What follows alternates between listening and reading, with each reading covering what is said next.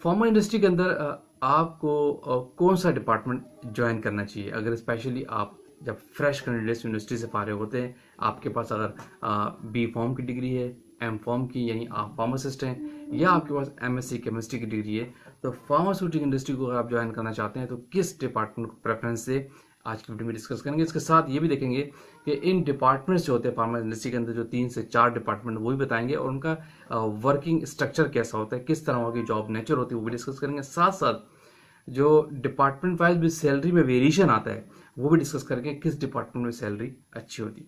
तो ये सारे पॉइंट आज की वीडियो में डिस्कस करेंगे। बड़ी हेल्पफुल वीडियो उन फार्मासिस्ट या एमएससी केमिस्ट्री जो फ्रेश इंडस्ट्री में आना चाह रहे हैं, स्पेशली फार्मा को ज्वाइन करना चाह रहे हैं, उनके लिए वीडियो बहुत अच्छा होने लगा है।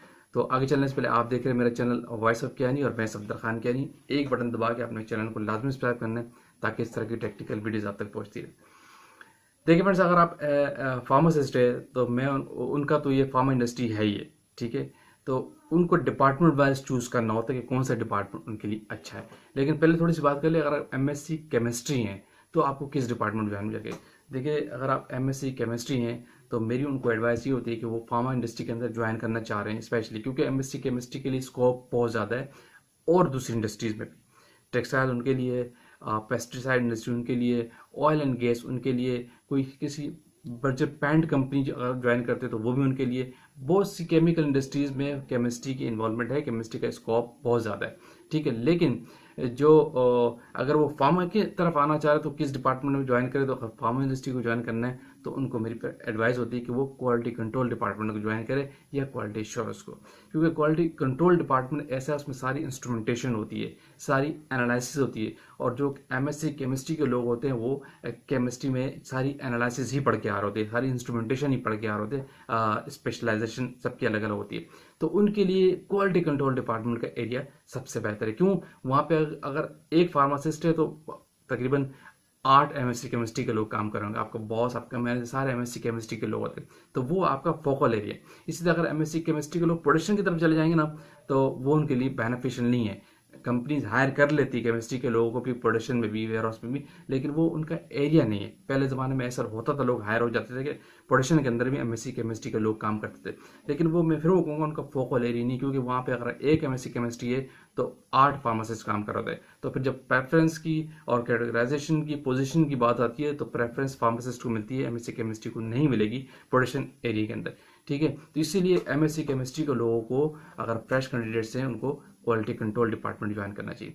दूसरा, अगर फार्मासिस्ट है तो वो डेफिनेटली क्वालिटी एश्योरेंस में भी काम करते हैं, क्यूसी में भी काम करते हैं, वेयर हाउस में भी काम करते हैं, प्रोडक्शन में भी काम करते हैं। लेकिन मैं फार्मासिस्ट को भी यही कहता हूँ जो बी फॉर्म है या एम फॉर्म है, प्रोडक्शन एरिया ज्वाइन करें, क्योंकि प्रोडक्शन मैन्युफैक्चरिंग उनका ज़्यादा पर्टिकुलर एरिया है। वैसे तो वो हर डिपार्टमेंट में काम करते हैं, फार्मासिस्ट वेयर हाउस में भी काम करता है, और क्यूए क्यूसी हर जगह पर होते हैं, लेकिन प्रोडक्शन उनके सारे फार्मासिस्ट लोग होते हैं, केमिस्ट्री के लोग नहीं होते हैं, तो इनके लिए वो उनका ज़्यादा एरिया फोकल है। अच्छा, थोड़ी सी जॉब नेचर की बात करें तो क्यूसी की जो जॉब है वो बड़ी सोफिस्टिकेटेड जॉब है।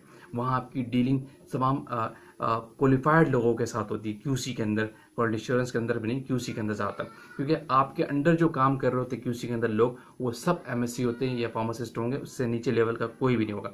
लेकिन प्रोडक्शन की जॉब, वेयर हाउस की जॉब ऐसी है कि आपकी डीलिंग लेमैन से होती है, लेबर से होती है, आपके डाउन द लेवल लोगों के साथ डीलिंग होती है, जहाँ पे लैंग्वेज का स्ट्रक्चर आपको डिफरेंट मिलेगा। तो इसलिए प्रोडक्शन में लोगों से काम कराना ज़रा डिफिकल्ट है एज़ कम्पेयर टू क्यूसी में। क्यूसी में ज़्यादा आपको आपस में आप डील करेंगे पढ़े लिखे लोगों के साथ, क्वालिफाइड लोगों के साथ, लेकिन प्रोडक्शन में आपकी डीलिंग रहती है वो लेबर के साथ रहती है, ऑफिसर्स लेवल के साथ तो अलग बात है, लेकिन आपने जिससे काम लेना है वो सारी लेबर होती है, और लेबर का लेवल आपको क्या है पता है किस तरह का होता है, तो उनसे काम लेने का तरीका ज़रा डिफरेंट होता है। वहाँ पे आपकी लैंग्वेज ख़राब हो सकती है, बहुत कुछ डिफरेंट हो सकता है। ये तरह डिफरेंस बता रहा हूँ, क्यूसी में किस तरह के लोग होते हैं और प्रोडक्शन में किस तरह काम होता है।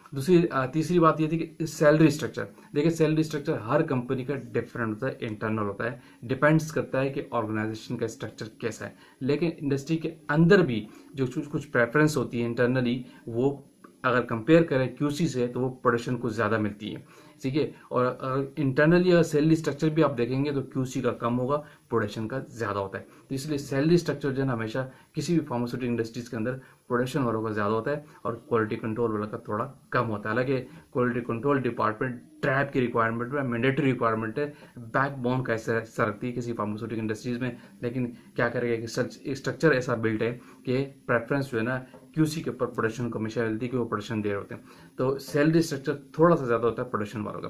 तो ये है बेसिकली डिफरेंस। अगर आप फ्रेश हैं, कैंडिडेट्स हैं, अगर आप फार्मासिस्ट हैं, बी फॉर्म है, एम फॉर्म है, या आप एमएससी केमिस्ट्री है, तो किस डिपार्टमेंट में आपको जाना है, तो किस तरह ज्वाइन करके आगे आप अपनी फिर एडवांटेजेस आप रास्ते खुद निकाल सकते हैं कि किस जगह पे आप गए हैं और क्या आप सीख रहे हैं, लर्निंग किस तरह ये कर रहे हैं, फिर उसकी बेस पे आप आगे जाएंगे। लेकिन जो फोकल एरिया है और फोकल वर्किंग कल्चर कैसा है और फोकल सैलरी किस तरह की होती है, वो मैंने आपकी इस वीडियो में आपको बताया, और क्या डिफरेंस है वही मैंने आपको बताया। होपफुली जो फ्रेश कैंडिडेट्स इंडस्ट्री से आते हैं उनके लिए वीडियो बड़ी हेल्पफुल रहेगी आज की। होपफुली आपने वीडियो लाइक की होगी, शेयर कीजिए, कमेंट्स कीजिए, और जो लोग चैनल पे न्यू है, अगेन कहूँगा चैनल को लाजमी सब्सक्राइब कीजिए ताकि इस तरह की टेक्निकल वीडियोज आप तक पहुँचती रहे। Thank you for watching. अल्लाह हाफिज़।